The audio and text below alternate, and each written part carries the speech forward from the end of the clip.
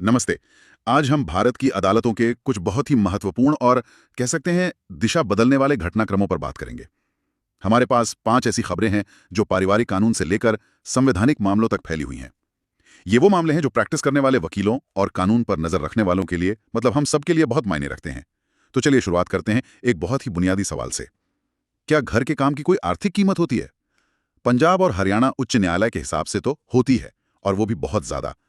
एक मोटर दुर्घटना के मामले में अदालत ने एक गृहिणी के मुआवजे को 58 लाख रुपए से बढ़ाकर, आप सोचिए, 1.18 करोड़ कर दिया। जी, ये फैसला बहुत ही महत्वपूर्ण है। देखिए, अदालत ने साफ कहा कि एक गृहिणी का काम सिर्फ देखभाल करना नहीं है। वो एक तरह से मैनेजर भी है, शेफ भी है और ट्यूटर भी है। अच्छा। और ये फैसला जो है वो लता वाधवा जैसे पुराने फैसलों पर ही आधारित है, लेकिन इसमें महंगाई और आज की जो जीवन यापन की लागत है उसको ध्यान में रखा गया है। तो क्या इसका असर सिर्फ मुआवजे के मामलों पर ही पड़ेगा, या फिर मतलब तलाक और गुजारा भत्ते जैसे मामलों में भी हम इसका असर देखेंगे? नहीं नहीं, बिल्कुल, ये सिर्फ मुआवजे की बात नहीं है। ये फैसला तलाक के मामलों में गुजारा भत्ता और संपत्ति के बंटवारे को सीधे तौर पर प्रभावित कर सकता है। ये अदालतों को एक नया नजरिया देता है कि कैसे एक महिला के गैर आर्थिक योगदान को भी आर्थिक मूल्य दिया जाए। सही बात है। तो परिवार की परिभाषा तो बदल ही रही है, लेकिन रिश्तों की कानूनी परिभाषा पर भी एक बड़ी बहस छिड़ गई है। मद्रास उच्च न्यायालय में कुछ ऐसा ही हुआ। हाँ, ये तो बहुत ही फैसिनेटिंग है। अदालत ने लिव इन रिलेशनशिप को एक सांस्कृतिक झटका तो कहा, हाँ, मैंने भी पढ़ा ये। लेकिन ये भी माना कि ये अब समाज की एक सच्चाई है।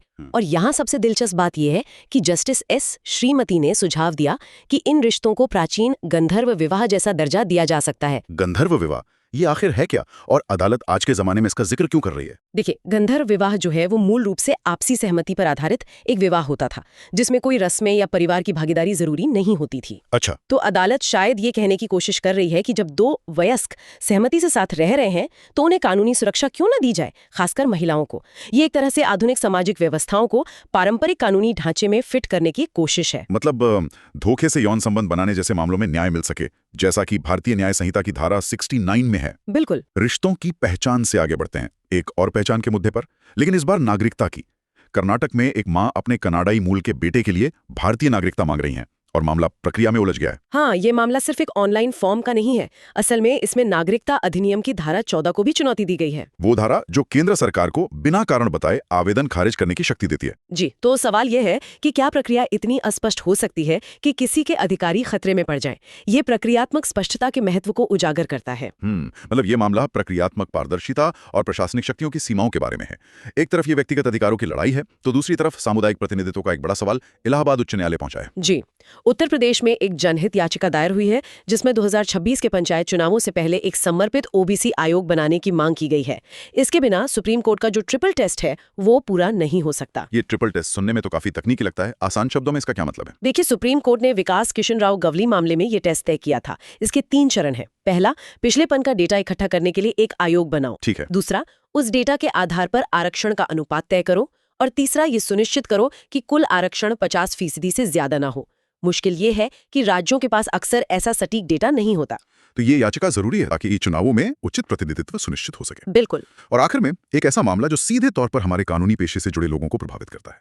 केरल उच्च न्यायालय ने राज्य बार काउंसिल को वकीलों से वसूला गया अतिरिक्त नामांकन शुल्क वापस करने का आदेश दिया है। हाँ, और ये सुप्रीम कोर्ट के गौरव कुमार बनाम यूनियन ऑफ इंडिया मामले में दिए गए फैसले के एकदम अनुरूप है। ये इस सिद्धांत को पुष्ट करता है कि बार काउंसिल जैसी पेशेवर संस्थाएं भी कानून से बंधी हैं और मनमानी ढंग से शुल्क नहीं लगा सकती। तो ये पेशेवारी निकायों की जवाबदेही तय करने की दिशा में एक अहम कदम है। जी बिल्कुल। तो आज हमने देखा कि अदालतें कैसे बदलते समाज के साथ कदम मिलाने की कोशिश कर रही हैं, चाहे वो परिवार की बदलती परिभाषा हो, नागरिकता की प्रक्रिया हो, चुनावी निष्पक्षता हो, या फिर खुद कानूनी पेशे के नियम। और ये एक बहुत बड़ा सवाल खड़ा करता है जिस पर हम सबको सोचना चाहिए। जब समाज इतनी तेजी से बदल रहा हो तो क्या कानून का काम सिर्फ प्रतिक्रिया देना है, या उसे सक्रिय रूप से समाज को एक दिशा भी दिखानी चाहिए? मद्रास उच्च न्यायालय का गंधर्व विवाह का उल्लेख मुझे लगता है इसी दुविधा की ओर इशारा करता है।